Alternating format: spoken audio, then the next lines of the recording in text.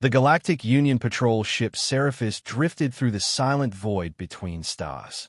It was a peace vessel, unarmed, clean, shining with the Union's symbol of unity. For centuries, its kind had roamed the galaxy, settling disputes, making trade deals, and keeping order. War was a word most species had forgotten. That changed at 0230 Galactic Standard Time. A strange signal came through the deep space array. It wasn't coded in any known galactic language. The signal was weak, broken by radiation bursts, but it carried one repeating phrase: slow, low, human.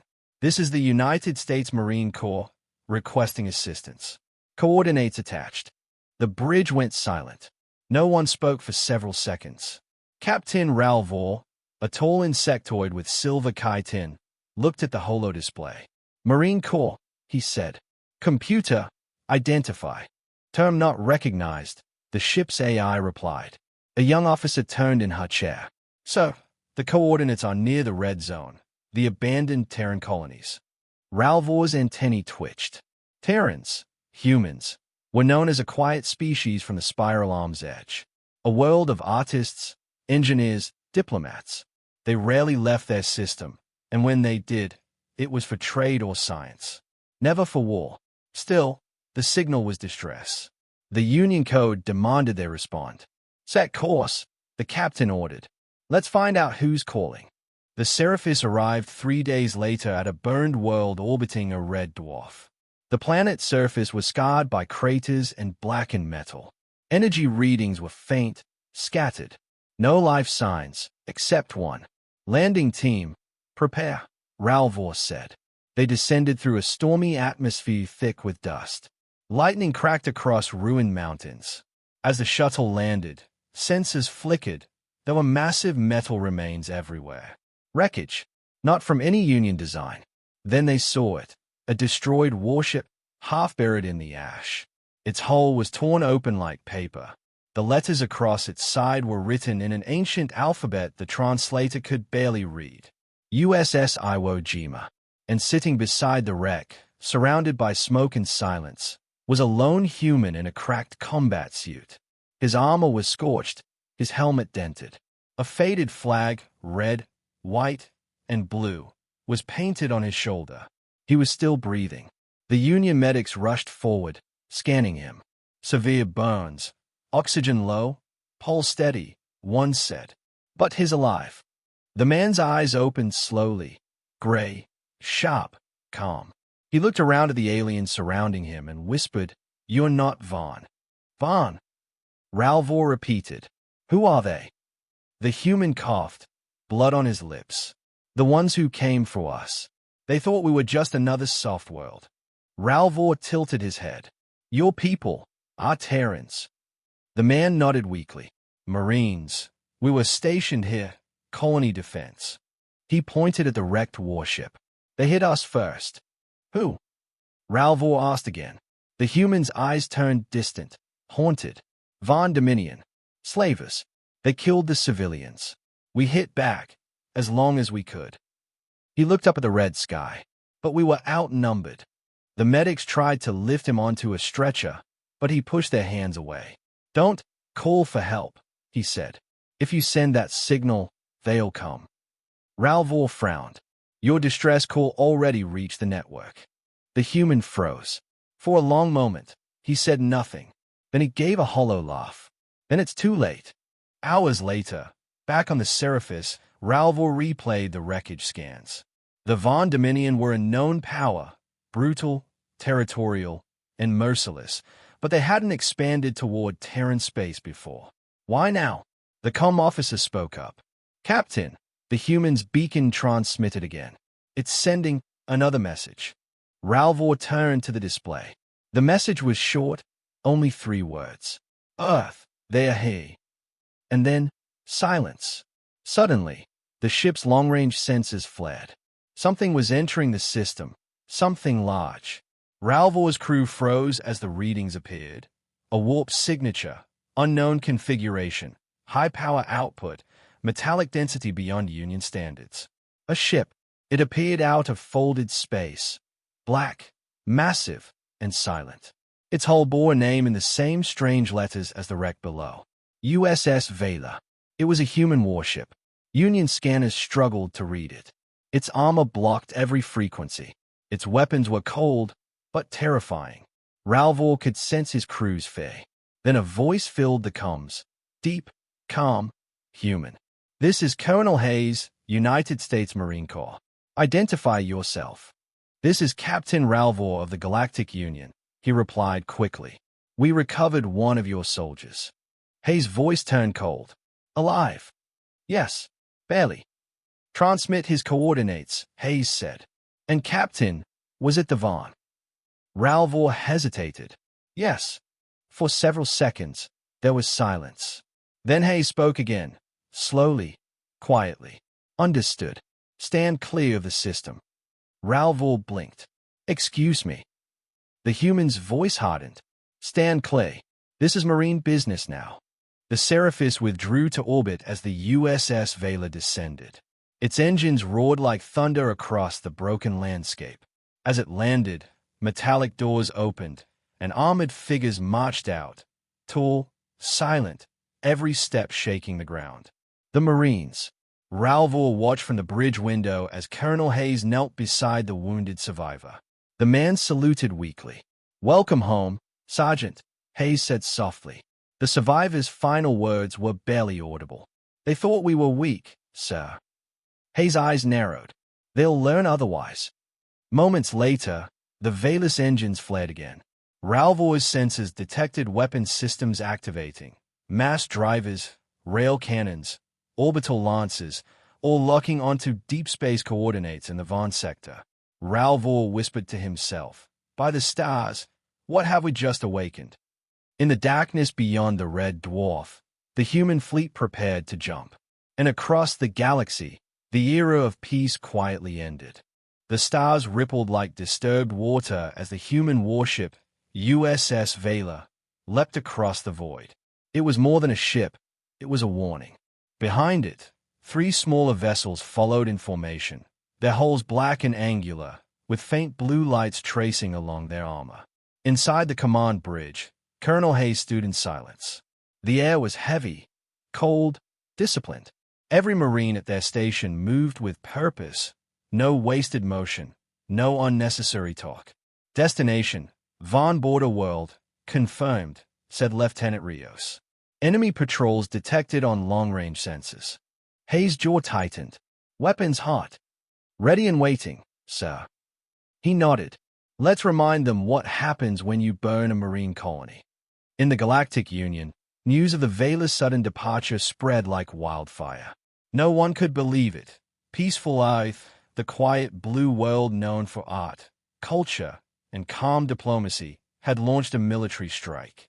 Union Council chambers erupted in argument. Ambassadors shouted over each other, calling for restraint, dialogue, and negotiation. They are humans, one counselor barked. They are not supposed to have war fleets. They must be bluffing, another said. Their planet has no history of expansion. But Admiral Kren, an old reptilian strategist, shook his scaled head. No bluff, he hissed. You don't build soldiers like those for peace. He pointed to the live footage from the human ship's hull cameras, rows of silent Marines preparing in drop pods, strapping on armor, checking rifles, muttering quiet prayers. This, Kren whispered, is not a species you provoke twice. Meanwhile, on the Vela, the Marines gathered in the briefing bay. A holographic projection of the Vaughn Dominion appeared, red icons marking enemy strongholds, fleets, and industrial worlds. Colonel Hayes stood at the front. His voice was low and calm. The Vaughn hit a colony with civilians. Women, children, non-combatants. They thought we wouldn't fight back. He paused, scanning the faces of his soldiers, men and women of Earth, eyes cold as steel. They were wrong. A low rumble filled the room as Marines pounded their chests in unison. The sound echoed like thunder. Hayes turned back to the display. Our first target is a Vaughn Fleet depot on Core 7. Minimal defenses, but a clear message. We hit them fast, hard, and leave nothing standing. He looked to his officers. We don't start wars. We finish them. Hours later, the human fleet dropped out of warp near Core 7. The planet was a furnace world, covered in black rock and glowing rivers of magma. The Vaughn had built a fortress there, dockyards, fuel stations, and orbital turrets bristling with weapons. The Vaughn commander, a hulking lizard-like creature, stared at his monitors when the alarms blared. Unknown ships had just appeared in orbit, ships that didn't match any record. "Identify," he roared. "Unknown," replied his aide. "But they are broadcasting a short-range message." The commander frowned. "Play it." The message was only 4 words, spoken in English, calm and cold. "We've come for ours." Seconds later, space erupted. Human railguns fired first, blinding streaks of tungsten slugs tearing through Vaughn ships before they could even raise shields. Missiles followed, streaking like burning comets. The Vaughn fleet tried to respond, but their plasma cannons missed the agile human ships. In 7 minutes, the orbital defenses were gone. The Vela descended through the firestorm, its engines roaring. Drop pods launched in waves, punching through the atmosphere like falling stars. On the ground, Vaughn soldiers scrambled as the pods slammed into the surface, doors bursting open. Out came the Marines, armor black and scarred, visors glowing blue, rifles humming with power. The Vaughn expected hesitation. They got none. The Marines advanced like shadows, fast and organized. Every shot they fired found a target. Every move had purpose. A Vaughn commander screamed into his comms. "They are just humans. How are they doing this?" No one answered. Within 30 minutes, the depot was gone. Fires lit the horizon. The Marines raised a flag on the ashes of the Vaughn stronghold, red, white, and blue, fluttering in the heat. In orbit, Colonel Hayes watched the planet's burning surface from his bridge. His voice was quiet when he finally spoke. "Message to the Vaughn High Command," he ordered. "Transmit this across every open channel." The comm officer nodded. "Ready, sir." Hayes looked straight into the lens. "This is Colonel Nathan Hayes of the United States Marine Corps. You attacked unarmed civilians. You killed our people. You thought Earth was peaceful." He leaned closer, voice steady as iron. "You thought wrong." He signaled the comm officer to send it. The message spread across the galaxy within hours. Every government, every station, every news feed carried the footage. The image of the Terran Marines, standing on scorched alien soil, flag planted in victory, stunned billions. Commentators called it madness. Others called it justice. But for the first time in living memory, the Galactic Union felt something it had long forgotten. Far away, in the Vaughn capital, the Emperor of the Dominion watched the recording in silence. His advisors argued around him, demanding retaliation, mobilization, revenge.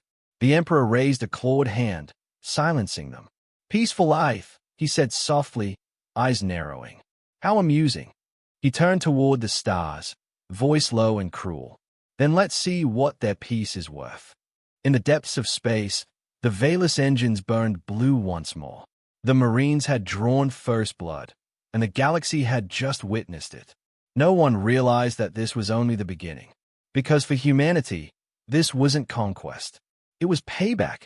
For 3 days, the galaxy could talk about only one thing. The humans had fought back. Across thousands of worlds, news screens replayed the same shocking image. A human flag raised above a burning Vaughn fortress. Commentators debated endlessly. Were the Terrans mad, brave, or something else entirely? In the Galactic Union's Great Hall, panic replaced reason. Ambassadors shouted over one another, voices echoing off the marble walls. "This war will destabilize everything," cried a senator from the Trill system. "They'll bring the Dominion's wrath upon us all," another shouted. But Admiral Kren, the old reptilian who had seen too many wars, simply said, "The wrath has already begun." In the darkness of space, the Vaughn Dominion was preparing its response. Their emperor, Volkath the Unyielding, sat on his obsidian throne surrounded by burning torches. His armor was carved from the bones of conquered species. When his war ministers bowed before him, he did not speak for a long time. Finally, his deep, rumbling voice broke the silence. "These humans, They destroyed a fleet depot. Yes, my emperor, replied a nervous general. With only 4 ships. Vorkatha's eyes glowed red. 4 ships defeated our patrol fleets and burned a fortress world. The general swallowed hard. Yes, sire. The emperor leaned forward. Then they must be taught what real power is. He slammed his clawed fist on the armrest. Gather the fleets. I want their homeworld turned to dust. The Von Dominion began to move. On the bridge of the USS Vela, Colonel Hayes listened to the incoming intelligence reports. Von communication signals were spiking across multiple sectors. Whole fleets were being mobilized, massive, brutal war groups numbering in the thousands. They're not taking this lightly, said Lieutenant Rios. Hayes stared out the viewport at the distant stars. Good, he said. Neither are we. He turned to his operations officer. How many ships can Earth spare? Fleet Command is still debating, sir. The Union's trying to stop us from escalating. Hayes' eyes hardened. Escalation? They already burned our people alive. This isn't escalation. It's survival. In a corner of the galaxy, the Von Grand Fleet assembled. Over 300 warships. They dwarfed the human task force in size and number.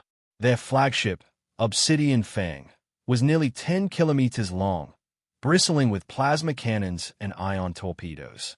Their plan was simple. Find the human fleet, overwhelm it, and crush it before it could reach Von territory again. They expected resistance. They didn't expect what came next. Colonel Hayes sat inside the command pod of the Vela. The Marines had tracked Von fleet movements through captured satellites.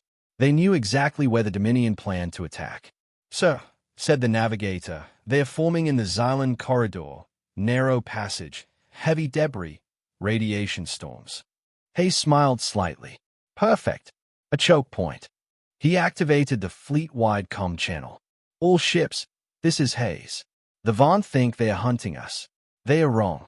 We're going to meet them head-on. Silence followed for a heartbeat.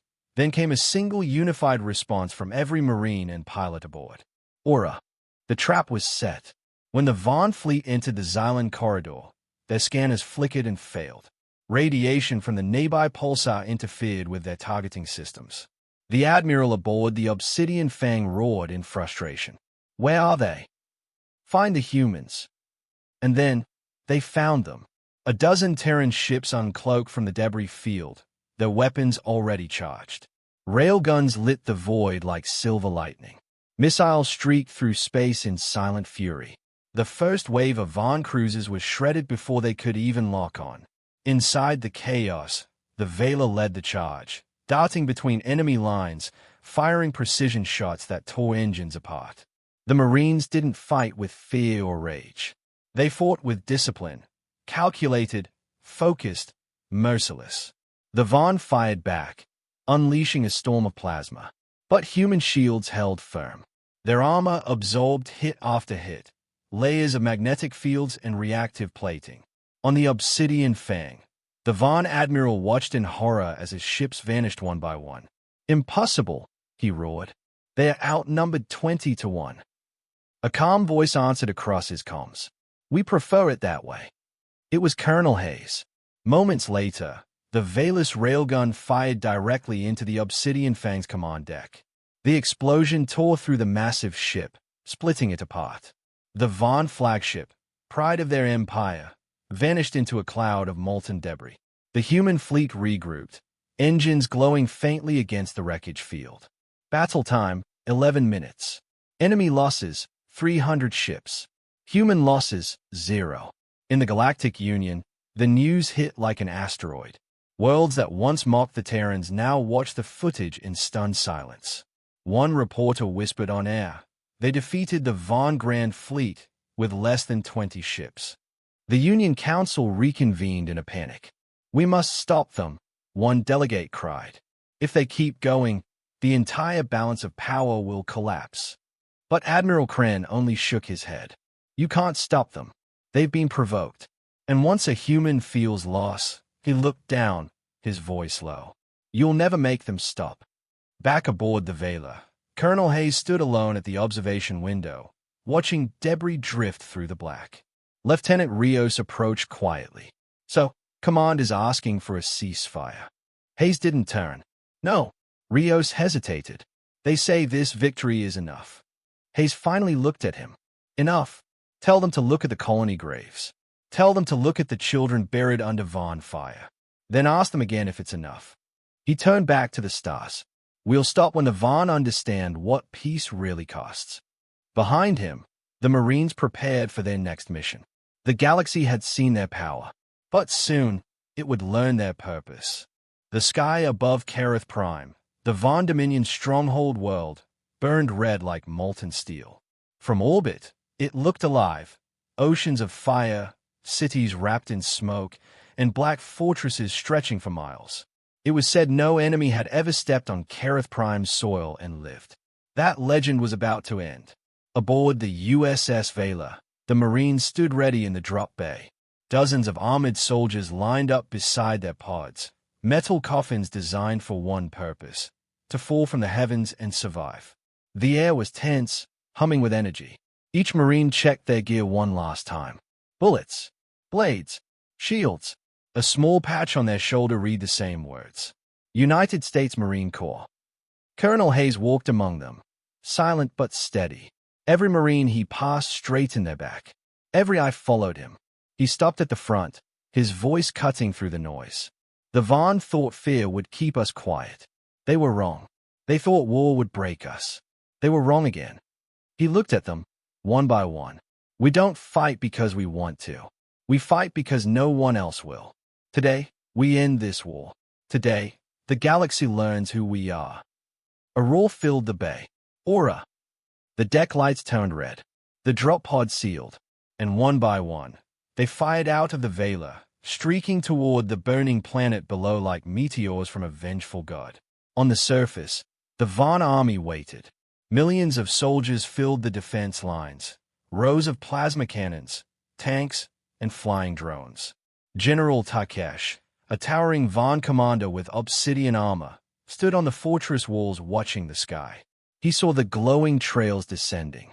Hundreds of them. Thousands. He bared his teeth. So, the humans come to die. He raised his claw. "Open fire." The air filled with blinding plasma. The skies turned white with energy beams. The first wave of drop pods hit the atmosphere and vanished in the storm. But then, others broke through. They came down fast, faster than physics should allow. The pods hit the ground like thunder, scattering fire and dirt. When the hatches opened, the first Marines stepped out, scarred, armored, silent. Their visors reflected the inferno. Their rifles hummed. And then they moved. The Vaughn fired everything they had. Plasma bolts scorched the ground. Missiles screamed through the air. But the Marines advanced, step by step, through fire and smoke. Their armor glowed red from heat, their shields flashing under impact. They didn't retreat. They didn't shout. They simply fought. A Marine squad stormed a Vaughn bunker, moving with precision, covering angles, clearing rooms, rescuing prisoners. Another squad captured a heavy artillery position and turned its cannons against the Vaughn lines. Every move was planned. Every kill was cold, clean, and quick. From orbit, Colonel Hayes watched the live feed on his holotable. "Reaper Squad, status." A voice came through the radio, low and steady. "Reaper Hay, East Sector Clay. Resistance broken." Hayes nodded. "Good. Push to the Central Command. We finish this now." Hours passed. The battle raged across the planet. The Vaughn had the numbers, but not the discipline. The humans had the will. When the smoke began to clear, entire Vaughn divisions were gone. Their tanks were slagged, their cannons melted. General Takesh stood on the fortress balcony, watching his army fall apart. He turned to his officers. "Where are the humans getting this power? How do they fight like this?" No one answered. Then, from the smoke below, a single Marine emerged, tall, carrying a fallen comrade's flag. Behind him, hundreds followed. Their boots shook the ground. Takesh shouted, "Kill them." But his soldiers hesitated. Fear froze their claws. The Marines opened fire. The Vaughn lines broke. The humans didn't cheer. They didn't gloat. They just kept moving forward, methodical, unrelenting, unstoppable. By nightfall, the fortress gates fell. Colonel Hayes led the final squad inside, stepping over shattered stone and burned banners. He found Takesh waiting in the throne hall, blade drawn, eyes glowing. "You think you can defeat the Dominion?" Takesh snarled. "You are insects, fleeting sparks in the dark." Hayes raised his rifle. "Maybe, but we burn bright enough to see you fall." The Vaughn general roared and charged.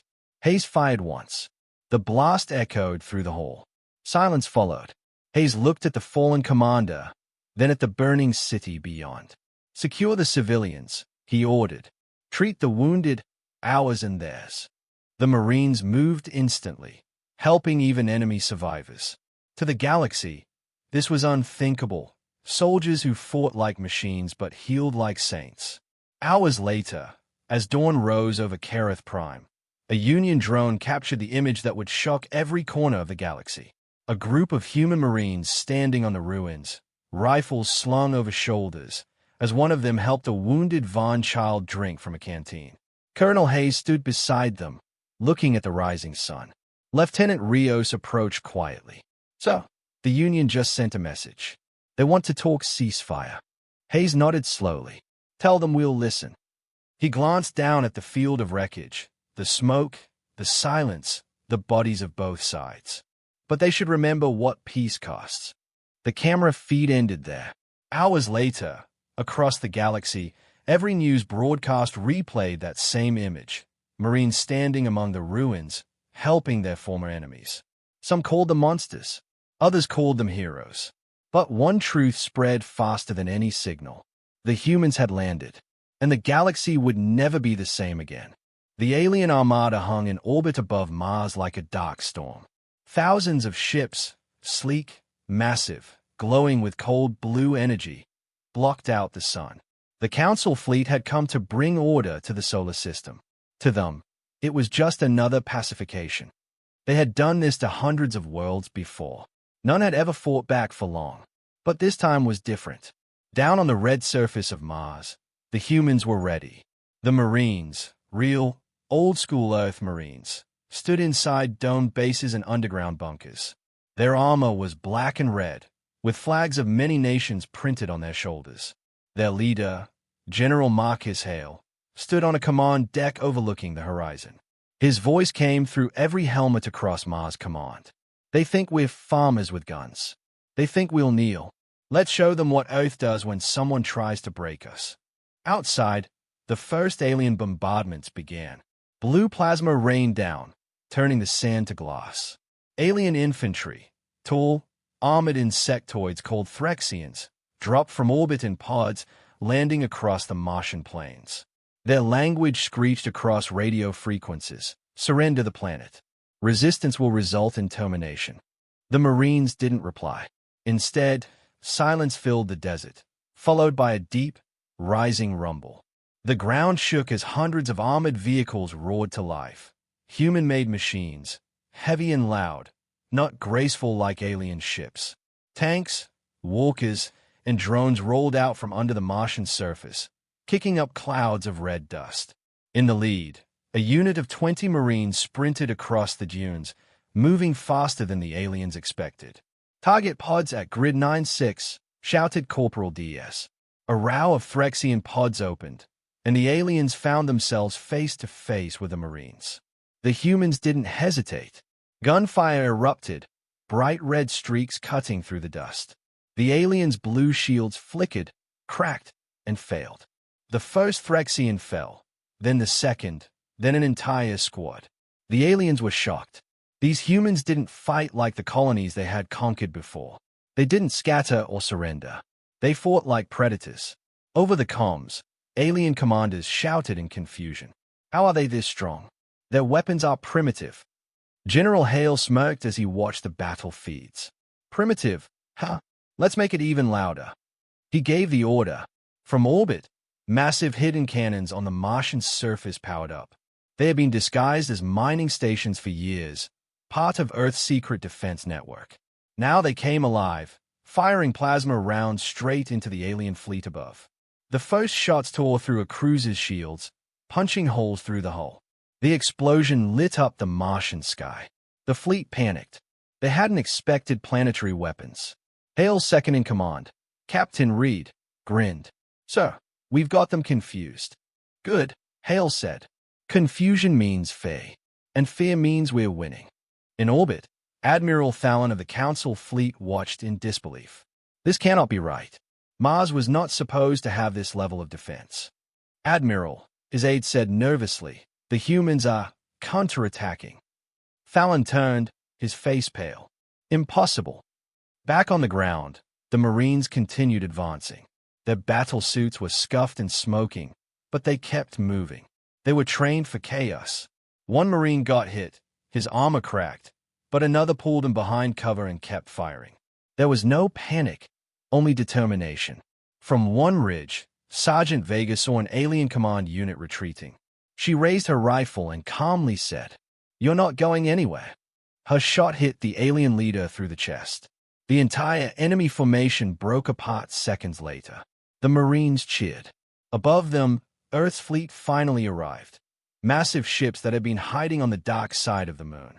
They burst from the shadows, engines blazing, joining the fight. It was a surprise strike the aliens never saw coming. Admiral Fallon's ships tried to reposition, but the humans had already surrounded them. From space to surface, every signal, every transmission carried one message from Earth Command. You came looking for peace. You found the Marines. The roar of battle echoed across Mars and the void beyond. Human ships fought like wolves, coordinated, relentless. The aliens realized too late that this wasn't just a defense, it was a trap. In the middle of the chaos, General Hale stood calm, watching radar blips vanish one after another. His voice came quietly through the comms. "This is for every world you burned, every city you destroyed. You wanted war? You've got one." On the alien flagship, alarms screamed. Fallon looked out the viewport as a human warship, the USS Vengeance, rammed through his formation. "These humans," he whispered, "they are insane." "No," his aide said softly. "They are Marines." The Battle of Mars would be remembered across the galaxy. For the first time in centuries, the Council had been pushed back. Their invincible fleets were bleeding, and word was spreading fast. In the darkness of space, far beyond Mars, other alien species listened to the broadcasts of the fight. They heard the name Earth Marines whispered in disbelief and fear. For the first time, the galaxy realized something terrible and true. Earth was not peaceful. It had simply been waiting. And now, the Marines had awakened. The dust of Mars still hung heavy in the sky. Wrecked alien ships burned across the surface, glowing blue fires flickering in the red dusk. The air was filled with static, smoke, and victory, but it wasn't over. General Marcus Hale stood over a holographic table deep inside Mars Command. Around him, screens showed the chaos in orbit, hundreds of alien ships still fighting, thousands retreating, some regrouping for another strike. Captain Reed walked in, helmet under his arm. "So, our units on the East Ridge have secured the alien landing zones. But," he paused, "they are regrouping. They are bringing in reinforcements from their deep fleet. This isn't the end. It's just round two." Hale nodded slowly. "Then we hit them before they can hit us." Outside the command center, Marines repaired armor, reloaded weapons, and helped wounded comrades. They were tired but alive, something no alien commander thought possible after facing a Council invasion. Across the galaxy, news spread fast. Pirate networks, free colonies, and even enemy species were broadcasting the same shocking message. The humans have defeated a Council fleet at Mars. For generations, the Galactic Council had ruled through fear. Their armadas crushed anyone who defied them. Now that fear was broken, cracked open by the sound of human gunfire and the roar of the Marines. But the Council was not done. In deep space, Admiral Fallon's backup fleet was on its way, 10 times larger than the first. He stood on the bridge of his new flagship, the Infinite Spear, his voice cold and angry. "They have embarrassed us. The entire galaxy watches and laughs. Prepare all war groups. We will erase Mars. We will erase Earth itself." Back on Mars, The humans had picked up his transmission. "Erase Earth," Captain Reed muttered. "Over my dead body." General Hale looked at the incoming data. Over 2,000 ships inbound. Too many to face directly. Mars' defenses were powerful but not infinite. If that fleet reached Earth, humanity might not survive. He made the call. "Send message to Earth Command. Begin Operation Hammerfall." In orbit, the human fleet began to move. Massive engines flared as ships aligned into attack formations. The plan was desperate, but it was their only chance. The Marines were going to take the fight straight to the enemy fleet before it reached Earth. Captain Reed looked at Hale. "Sir, that's suicide. We outnumbered 10 to 1. Hale smiled faintly. "Good. Then we won't have to aim." Moments later, the skies above Mars lit up again. The human fleet launched from orbit, the USS Vengeance, Freedom's Dawn, and dozens of destroyers leading the charge. They blasted through the debris field, heading straight toward the incoming alien armada. The battle began in silence, then exploded in sound. Alien ships opened fire first, their blue energy bolts slamming into human shields. But the Marines didn't slow down. They charged head-on, missiles streaking through the black void. Every explosion lit up space like a storm of stars. On board the USS Vengeance, Captain Sarah Kane barked orders. "Weapons hot. Target their command ships. If it glows, it goes." Dozens of alien cruisers fell in minutes. The humans moved unpredictably, their tactics brutal and fast. They rammed ships, dropped nukes point blank, and used gravity wells to fling debris at enemy lines. The aliens, built for organized wars, couldn't keep up with this chaos.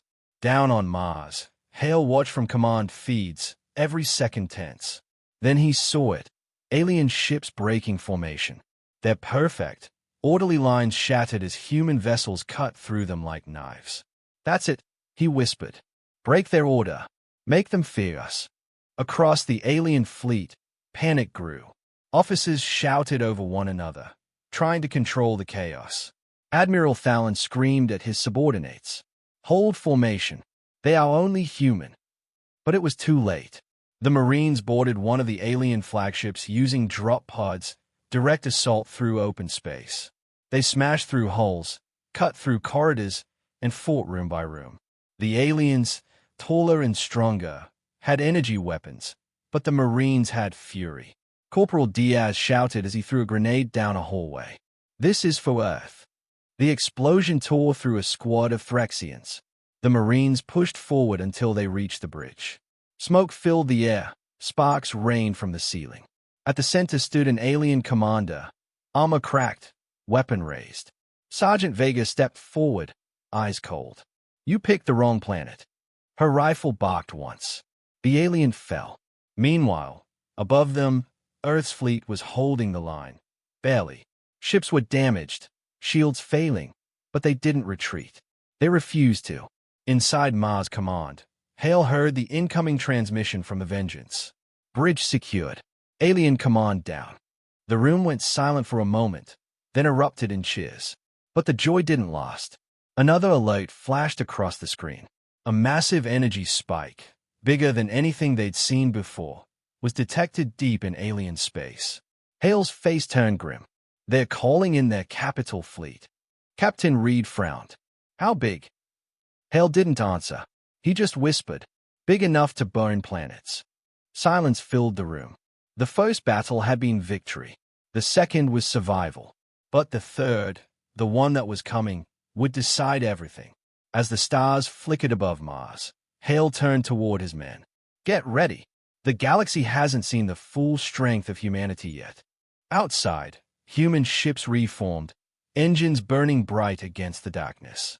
They were battered, scarred, and outnumbered, but they were not broken.